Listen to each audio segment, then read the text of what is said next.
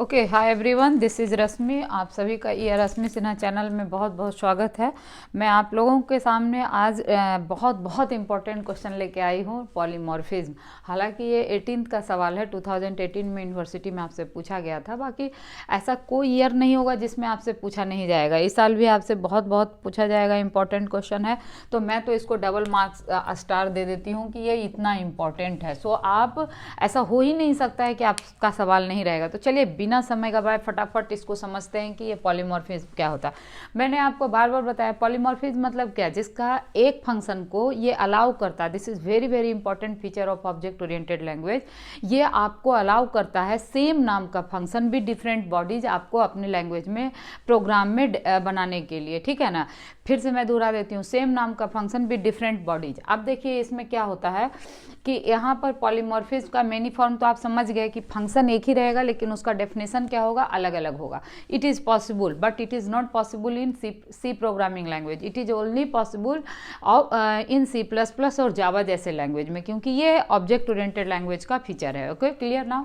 तो अब देखिए इसमें क्या है, दो तरह का ये पॉलीमॉर्फिज्म होता है, एक कंपाइल टाइम, दूसरा रन टाइम। अब देखिए कंपाइल टाइम का फिर एग्जाम्पल है आपका, ये स्टैटिक भी कहलाता है और ये रन टाइम डायनामिक पॉलीमॉर्फिज्म कहलाता है। अब कंपाइल टाइम का एग्जांपल है आपका फंक्शन ओवरलोडिंग और दूसरा ऑपरेटर ओवरलोडिंग। ये दोनों जो है ये एग्जांपल है स्टैटिक पॉलीमॉर्फिज्म का। अब देखिए फंक्शन ओवरलोडिंग में क्या होता है, आपने देखा कि आपके प्रोग्राम में मैंने एक सम नाम का फंक्शन बनाया, इसमें दो इंटीजर पैरामीटर है, ये रिटर्न कर रहा है n1 + n2 फाइन। और एक और सम नाम का ही फंक्शन बनाया, देखिए फंक्शन नेम सेम होगा तभी पॉलीमॉर्फिज्म होगा, लेकिन इसमें हम क्या किया, एक्स और वाई फ्लोट टाइप का पैरामीटर पास किया, तो इसी को कहा जाता है सिग्नेचर, है ना। तो फंक्शन ओवरलोडिंग अलाउ करता है आपको same name function with different signature. ध्यान रखिएगा यहाँ सिग्नेचर अलग अलग है, इसमें इंटीजर पैरामीटर है, इसमें फ्लोट पैरामीटर है, इसी को डिफरेंट सिग्नेचर कहा जाता है। या फिर अगर इसमें एक पैरामीटर होता है इंटीजर, इसमें दो पैरामीटर होता है इंटीजर, तो भी ये चलेगा, ठीक है। तो ये जो फंक्शन है आपको क्या रिटर्न कर रहा है, x + y, ये भी रिटर्न कर रहा है, ये दोनों पैरामीटर को ऐड करके ये रिटर्न कर रहा है। अब जैसे मेन में जब ये कॉल होगा, है ना, मेन से जब ये कॉल होगा तो यहाँ पर सम नाम का दो फंक्शन है, ये देखिए ये और ये। अब सवाल उठता है कि इसमें से कौन सा फंक्शन कॉल होगा, हाउ इट विल डिसाइड। तो ये कंपाइलर डिसाइड करेगा इसके पैरामीटर के अकॉर्डिंग कि इसमें दो पैरामीटर है इंटीजर, तो it will be called this function. तो ये जो डिसीजन है ये कंपाइल टाइम में ही होता है, इसीलिए इसको अर्ली बाइंडिंग भी कहते हैं। बाइंडिंग क्यों, क्योंकि बाइंडिंग हुआ कि भाई ये फंक्शन कॉल किस फंक्शन को कॉल करेगा, तो this will call to this function only and this will call to this function according to this parameter. तो ये कंपाइल टाइम में ही डिसाइड हो जाता है, इसीलिए आप स्टैटिक बाइंडिंग को कंपाइल टाइम बाइंडिंग भी कहते हैं, अर्ली बाइंडिंग भी कहते हैं। उसी तरीके से ये आपका ओवरलोडिंग है, ऑपरेटर ओवरलोडिंग। आपको पता है ऑपरेटर ओवरलोडिंग की जरूरत कब पड़ती है, जब आप किसी भी यूनरी ऑपरेटर या बाइनरी ऑपरेटर जो है आपके लैंग्वेज का, उसको ऑब्जेक्ट के ऊपर अप्लाई करते हैं, ठीक है। तो अब जैसे देखिए यहाँ मैंने प्लस यूनरी ऑपरेटर को ऑब्जेक्ट के ऊपर अप्लाई किया है, प्लस यहाँ S1 एक ऑब्जेक्ट बनाया और इस पर प्लस S1 किया, तो ये आपका ऑपरेटर ओवरलोडिंग कहलाएगा। क्यों भाई, क्योंकि अगर इसके लिए अलग से एक फंक्शन नहीं बनाइएगा तो it will give you error, right, it will give you error. So I have made here one function, this is the function, right. Operator overloading function इसको कहते हैं। तो ये क्लास एक सम बनाया और इसमें नम नाम का एक वेरिएबल प्राइवेट बना दिया, और इस सम में डिफॉल्ट ये आपका क्या है, कंस्ट्रक्टर है, डिफॉल्ट कंस्ट्रक्टर, नो पैरामीटर। सो नम में आपने 10 पास किया। इसका मतलब क्या है, जैसे ही आपने ये ऑब्जेक्ट बनाया, इस ऑब्जेक्ट करस्पॉन्डिंग नम नाम का जो वेरिएबल है उसमें 10 असाइन हो गया, राइट। अब ये क्या है कि जब जैसे ही आपने प्लस S1 यानी S1 पर आप यूनरी ऑपरेटर लगा रहे हैं, तो this function will be called. ये सिंटेक्स का पार्ट है कि ऑपरेटर कीवर्ड देना पड़ता है और फिर ऑपरेटर का सिंबल। अब ये क्या कर रहा है कि नम में जो भी वैल्यू यहाँ 10 है तो वो इंक्रीमेंट कर देगा बाई 1 से, है ना। तो जब ये डिस्प्ले फंक्शन आपका कॉल होगा तो ये जब नम प्रिंट करेगा तो what you will get output 11। तो ये आपका ये भी एग्जांपल किसका है, कंपाइल टाइम पॉलीमॉर्फिज्म का, ठीक है, स्टैटिक पॉलीमॉर्फिज्म इसको कहते हैं। And very very important second one is dynamic polymorphism. It depends on, इसके लिए इनहेरिटेंस होना चाहिए। देखिए ये सारे जो पॉलीमॉर्फिज्म आप कर रहे हैं इसमें जरूरी नहीं है कि इनहेरिटेंस हो, ऑपरेटर ओवरलोडिंग हो या फंक्शन ओवरलोडिंग, आप इनहेरिट करें चाहे ना करें ये बन सकता है, लेकिन रन टाइम डायनेमिक के लिए आपको पॉलीमॉर्फिज्म होना चाहिए, इनहेरिटेंस होना चाहिए। तो इसके लिए मैंने एक बेस क्लास बनाया।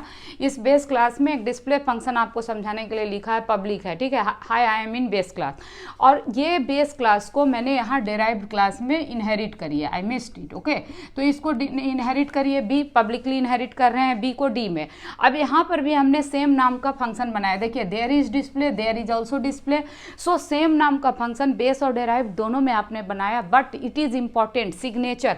देखिए ओवरराइडिंग क्या कहलाता है, जब फंक्शन सिग्नेचर भी सेम हो, अगर फंक्शन सिग्नेचर डिफरेंट हो गया तो ये आपका ओवरलोडिंग हो जाएगा, ठीक है।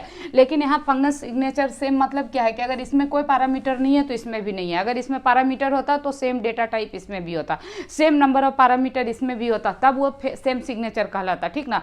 तो ओवरराइडिंग आप क्या समझे कि इनहेरिटेंस में जब हम लोग बेस और डेराइव्ड दोनों में सेम नाम का function with same signature define करते हैं तो दैट इज कॉल्ड ओवरराइडिंग। तो यहाँ पर वही हुआ। अब हम आप यहाँ क्या कर रहे हैं कि एक ये जो है एक पॉइंटर बनाया BPTR, ठीक है, बेस टाइप का, और एक ऑब्जेक्ट बनाया D1 डेराइव्ड क्लास का। अब क्या किया हमने, BPTR में एड्रेस किसका असाइन कर दिया, या यूं कहें D1 इसको असाइन कर दिया, ठीक है। तो D1 का एड्रेस जब BPTR में असाइन होगा तो नाउ वी एक्सपेक्ट दैट कि जब BPTR कॉल करे डिस्प्ले को तो this display should be called, but at this time it does not happen, ये नहीं हो पाता है। क्यों?